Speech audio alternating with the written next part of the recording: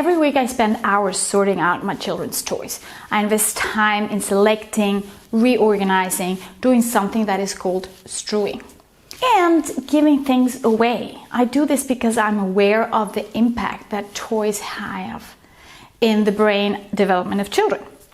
High quality toys have, for example, the potential to develop strong concentration skills, or exactly the opposite, which is shrink their concentration span.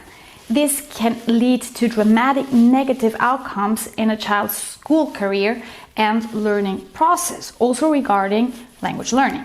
So stay with me to find out how to help your child develop the building blocks to become a strong, lifelong learner.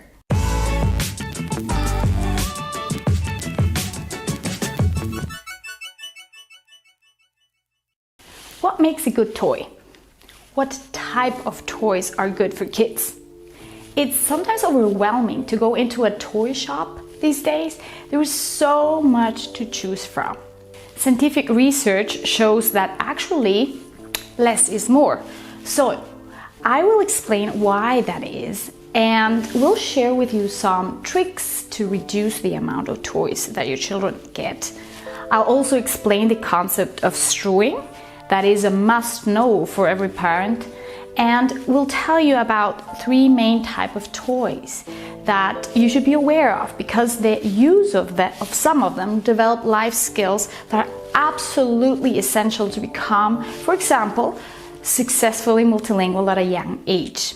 Hi there, it's Andrea here. I'm a multilingual teacher specialized in languages, mother of multilingual children. If you are new here, consider subscribing and joining my mailing list to get a free PDF with an overview of what good toys are out of a pedagogical perspective, and more help on how to raise your multilingual children with success. First of all, less is more. Studies show that the fewer toys kids have, the more they focus, the more they engage and show greater creativity, interacting with their toys more imaginatively and for a longer period of time. In other words, fewer toys develop their concentration skills. When children have too many toys and they are all over the place, they get easily distracted and overwhelmed or lose interest. Because of the overload, they tend to jump from one toy to another, and the toys that are usually gain their attention are the ones that make the most noise, blink in the brightest colors, and move nervously. Let me tell you, those type of toys are the worst. They might seem fun, but if used in excess, they mess up your children in ways that you can't even start to imagine, unless you work as a teacher, as me, and have seen the devastating effects that it has with your own eyes. So often, these types of bad toys are often electronic, filled with plastic, also bad for the environment, or they can be found in tablets, phones, and screens in general. I'm not saying that every app and every program is bad, but it's necessary to be very, very selective to protect our children's brains. It's funny, sometimes when other children come to our house, they tell to my children, "Oh, I have many more toys than you have." And I think to myself, exactly. And that, my friend, is on purpose. I invest time every week in only keeping high quality toys around that are relevant to the age of my children. Everything that they don't need anymore goes out to another family. Now let's talk better about the good type of indoor toys. After working almost half of my life with children, I have come to realize that there are mainly 2 good types of indoor toys. Outdoor toys, that's another story. I might shoot a video about that some other time.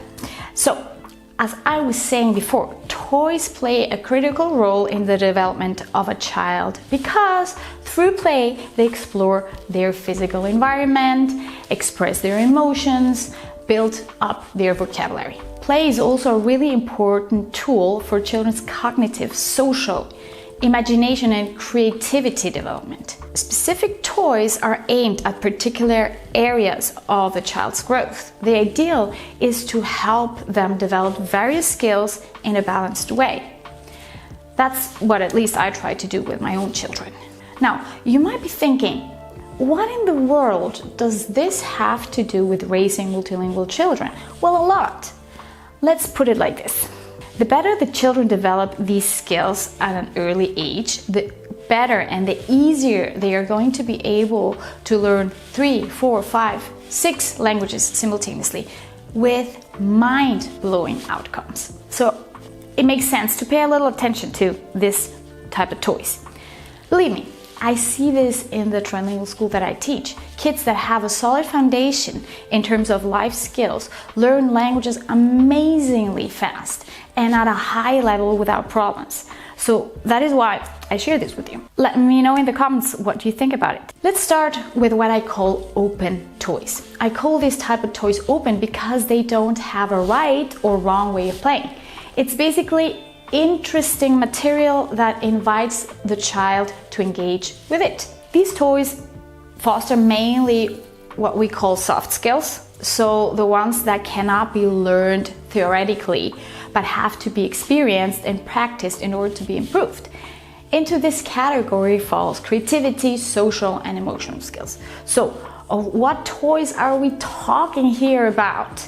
Well, things like markers, watercolors, dolls, puppets, animals, cars, balls, bricks, clothes to dress up, a kitchen for example, a market, food, and everything that can be used to play pretend.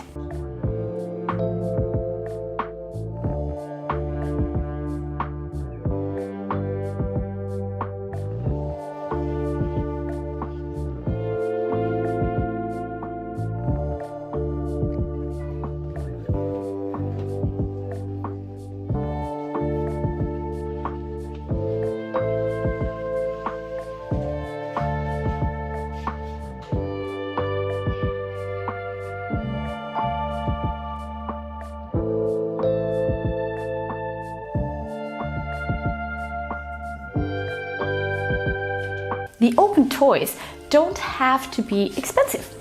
They can be also found in nature for free. For example, water, stones, sticks, leaves. Children process and relive what they experience in social interactions through role plays using these kind of materials.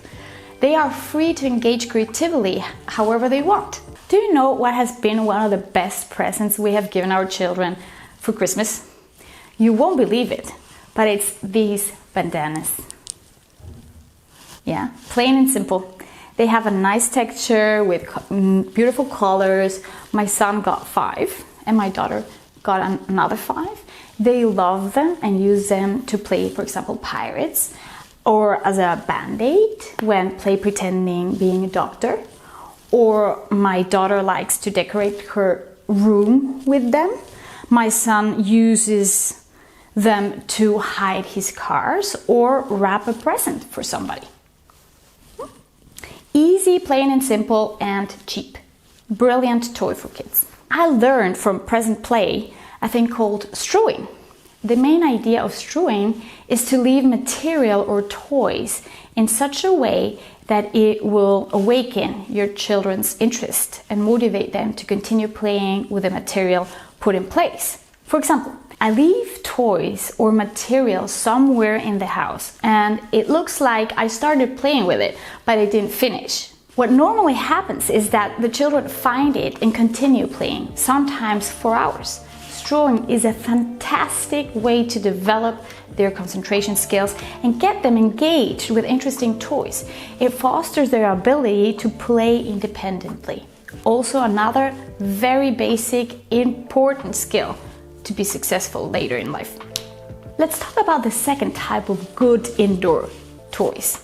I call them closed toys because usually they have a specific way of playing. Children need to stick to some rules for it to work out. These toys are often educational, more intellectual, the cause and effect, trial and error type of toy. these toys have a specific way of solving problems and therefore develop mostly the logical thinking skills and their working memory, which are also indispensable skills for learning languages effectively. Toys like card games and board games are super toys because they take care of the cognitive skills but also develop the social and emotional areas when playing with other people. Legos, blocks, magnets, marble runs, train tracks, and anything that has to do with building something are fantastic toys as well for balanced development, because they support all the skills already mentioned in this video, plus the fine motor skills and the hand-eye coordination. The best closed toys for the development of fine motor skills, which are crucial, by the way, if you want your child to be good at writing in various languages at some point, are the ones that focus on crafts.